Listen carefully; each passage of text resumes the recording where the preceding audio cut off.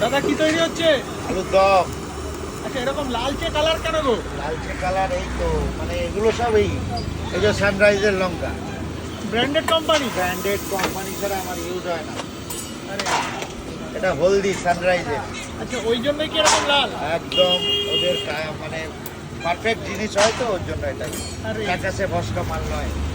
আচ্ছা, সেই জন্যই কিন্তু একেবারে লাল লাল ঝাই ঝাই একদম। আলুর দম তৈরি হয়েছে।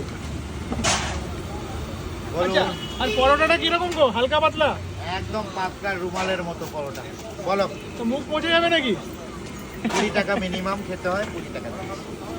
আচ্ছা, মিনিমাম 20 টাকার খেতে হবে? 20 টাকা না খেলে একটা আলুর দাম, এক প্লেট আলুর দমের দাম হচ্ছে 40 টাকা, এক পিস আলুর দাম 8 টাকা। 20 টাকার নিচে খাবার কি করে দেওয়া সম্ভব? না, একদম না।